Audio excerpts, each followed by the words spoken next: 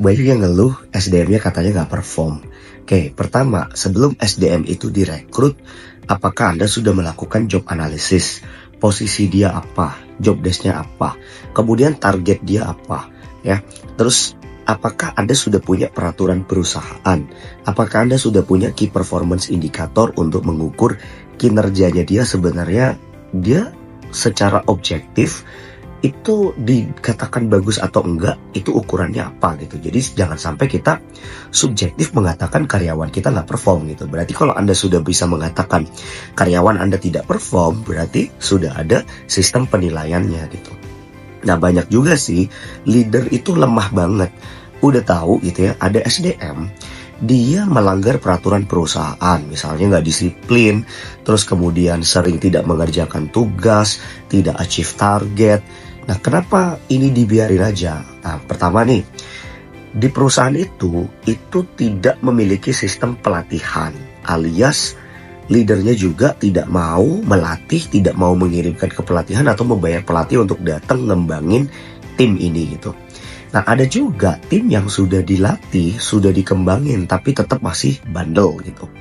Padahal misalnya gajinya gede banget, akhirnya apa? Dia merasa, saya kok udah keluar uang untuk rekrut SDM ini, tapi SDM ini gini-gini aja gitu kan.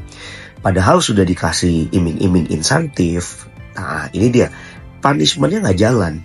Jadi si leader ini tidak tegas. Padahal sudah ada peraturan perusahaan gitu. Misalnya ketika terjadi pelanggaran, itu bisa di SP, atau bahkan bisa dipecat, diberhentikan. Sehingga akhirnya tim ini jadi nggak takut. Akhirnya budayanya rusak gitu. Nah, kenapa leader ini jadi tidak tegas? Aturannya itu tidak ditegakkan. Yang pertama, leader ini tuh takut. Kenapa takut? Karena dia mengira kalau ini saya SP, saya nggak punya SDM lagi, ya. Dan dia tidak punya SOP, sistem. Yang mana kalau orangnya ini udah nggak ada, dia bergantung sama orang bukan kepada sistem. Dia tidak menulis proses bisnisnya, standarisasinya bagaimana, males buat ngerjain ini. Sehingga akhirnya dia bergantung kepada si SDM ini.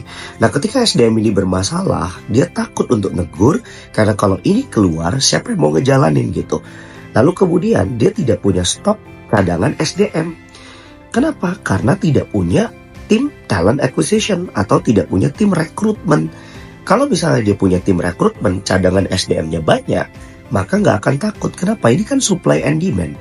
Ketika misalnya supply-nya sedikit, nggak ada lagi SDM-nya, maka kan yang terjadi SDM yang sekarang ini dianggap sangat mahal sekali gitu, sangat berharga sekali.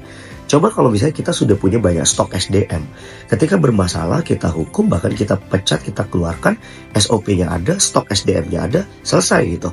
Lalu kemudian kita tidak punya tim performance yang merecap KPI itu untuk bisa menempatkan SDM ini di dalam 9 box atau kotak seperti ini, teman-teman.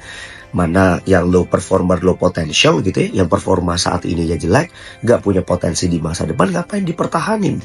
Ya, balik lagi karena tadi tidak memiliki stok SDM karena nggak punya tim rekrutmen yang proper. Nah, kita selama ini punya celah di situ. Perusahaan-perusahaan besar itu karena branding dia bagus dan talent-talentnya, cadangannya banyak, maka dia nggak takut untuk bisa memberhentikan SDM yang sudah dilatih, sudah disupport tapi nggak berubah-berubah gitu. Ngapain kita membiarkan SDM yang udah nggak bisa perform, namanya dead horse theory gitu. Kudanya udah mati tapi tetap dipelihara dan dianggap itu masih hidup.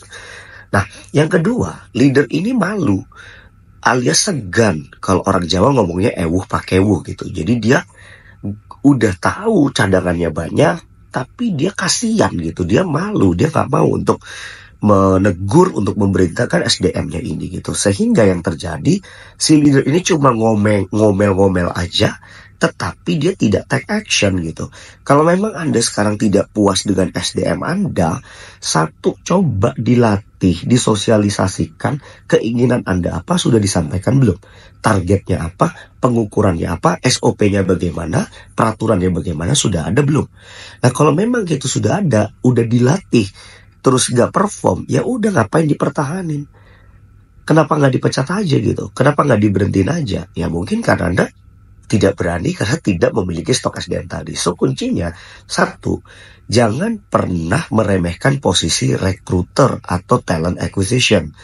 Ketika Anda punya talent acquisition yang baik, headhunter, dia bisa nyari orang yang bagus, cadangan SDM Anda bagus, Anda bisa tetap menerapkan budaya ini gitu. Nah, kesalahan leader berikutnya yang sering terjadi adalah leader cenderung ketika ada SDM yang resign padahal dia bagus karena tadi dia merasa bergantung sama orang ini, malah dia tahan dengan nawarin naik gaji atau naik jabatan. Nah, itu kesalahan yang fatal gitu. Kenapa? Karena akan jadi pola. Anda akan dimainkan dengan cara seperti itu gitu. Oke? So, bisnis itu jangan bergantung kepada orang, tapi kepada sistem, kepada budaya organisasi yang sudah Anda susun. Ngapain Anda bikin peraturan perusahaan, bikin SOP, bikin job desk, dan lain sebagainya kalau itu ujung-ujungnya juga tidak diterapkan, tidak ditegakkan di dalam organisasi Anda, sehingga menjadikan semua SDM Anda akhirnya menganggap itu tidak penting dan Anda membunuh budaya organisasi Anda. Ini yang menjadikan akhirnya performa perusahaan Anda semakin buruk. Oke? Semoga bisa bermanfaat. Enjoy your business.